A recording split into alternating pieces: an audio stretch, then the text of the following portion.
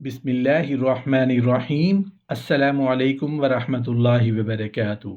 شعبان کا مقام، ماہ شعبان کی فضیلت۔ حضرت عیسیٰ علی نبینا علیہ الصلاۃ والسلام ایک پہاڑ پر تشریف لے گئے۔ وہاں ایک سفید رنگ کے پتھر پر نظر پڑی۔ آپ کو وہ پتھر بہت پسند آیا۔ یوں سمجھ لیں کہ آپ علیہ السلام کے دل کو بھا گیا، کیونکہ وہ تھا جو اتنا خوبصورت۔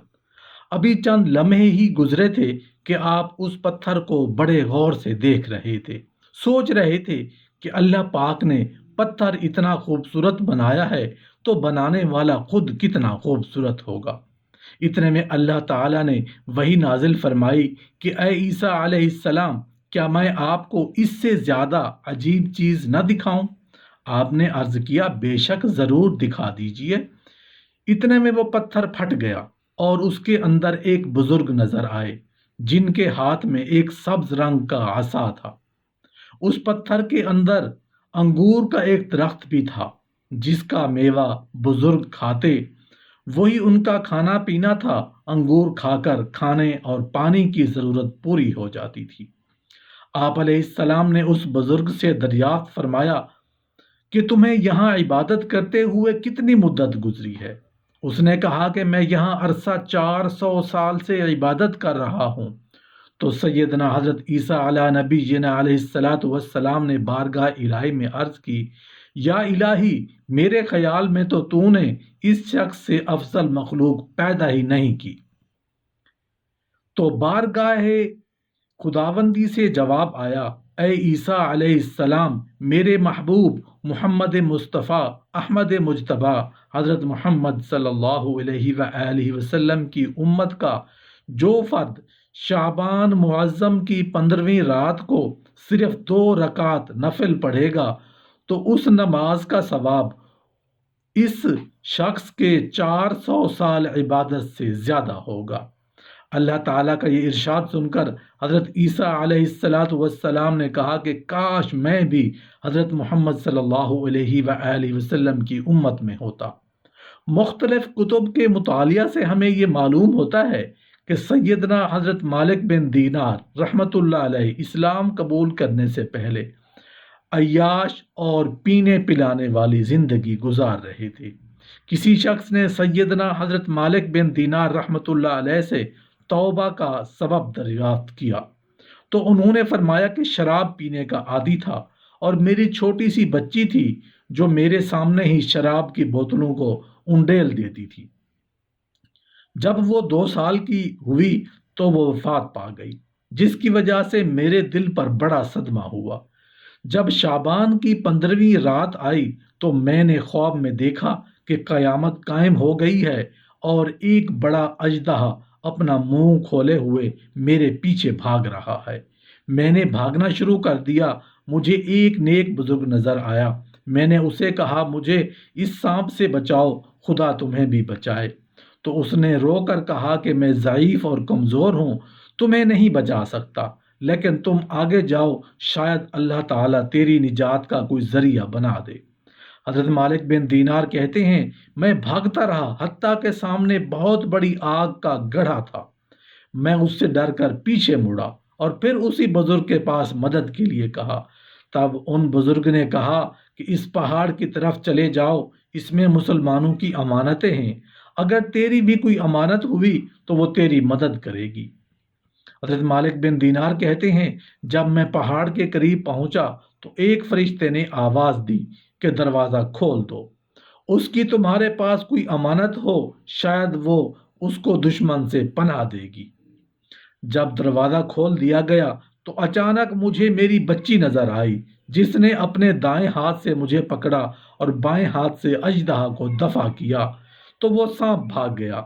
پھر بچی نے کہا، ابا جان، یعنی کیا ابھی تک وہ وقت نہیں آیا کہ آپ توبہ کر لیں؟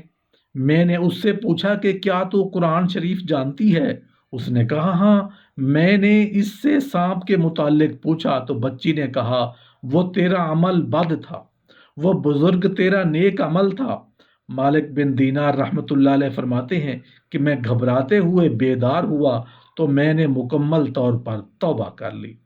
محترم ناظرین، شعبان وہ مہینہ ہے جس میں بندوں کے اعمال اللہ تعالیٰ کی بارگاہ میں اٹھائے جاتے ہیں، اور یہ مہینہ رمضان سے متصل اور قریب ہے، یعنی اس مہینہ کے اختتام ہونے پر رمضان المبارک کا برکتوں والا، رحمتوں والا، بخشش والا مہینہ شروع ہو جاتا ہے۔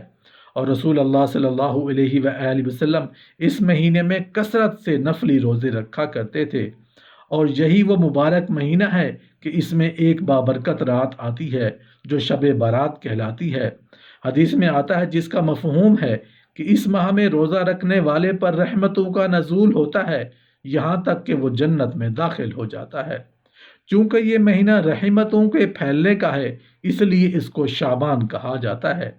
ارشاد باری تعالیٰ ہے کہ عرش کے اٹھانے والے، اس کے آس پاس کے فرشتے اپنے رب کی تسبیح بیان کرتے ہیں اور اس پر ایمان رکھتے ہیں، اور ایمان والوں کے لیے استغفار کرتے ہیں، کہتے ہیں کہ اے ہمارے پروردگار، تو نے ہر چیز کو اپنی بخشش اور علم سے گھیر رکھا ہے، پس تو انہیں بخش دے جو توبہ کریں اور جو تیری راہ کی پیروی کریں، اور تو انہیں دوزخ کے عذاب سے بچا لے۔ اے ہمارے رب، تو انہیں ہمیشگی والی جنتوں میں داخل کر جن کا تو نے ان سے وعدہ کیا ہے، اور ان کے باپ دادوں، بیویوں اور اولاد سے بھی جو نیک عمل ہیں، یقیناً تو غالب اور باحکمت ہے، انہیں برائیوں سے بھی محفوظ رکھ۔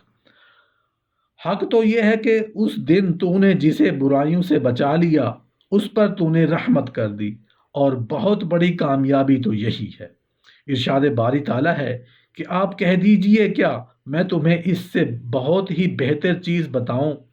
متقی لوگوں کے لیے ان کے رب کے ہاں جنتیں ہیں جن کے نیچے سے نہریں بہہ رہی ہیں، جن میں وہ ہمیشہ رہیں گے، اور پاکیزہ بیویاں اور اللہ تعالیٰ کی رضامندی ہے۔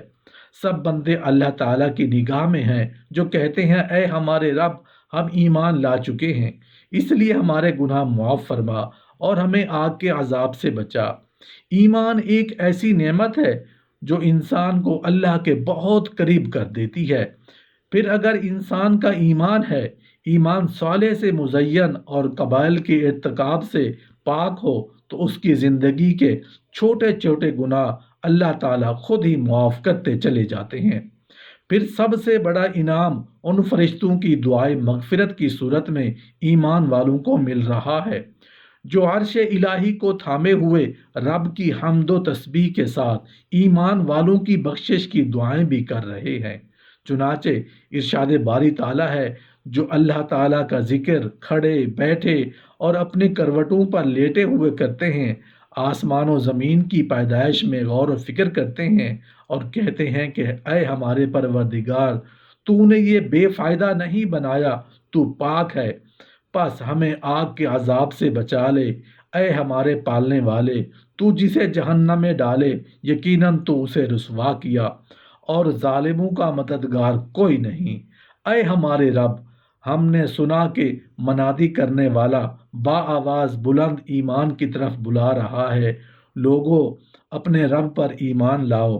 پس ہم ایمان لائے۔ یا الہی، اب تو ہمارے گناہ معاف فرما دے۔ آمین یا رب العالمین۔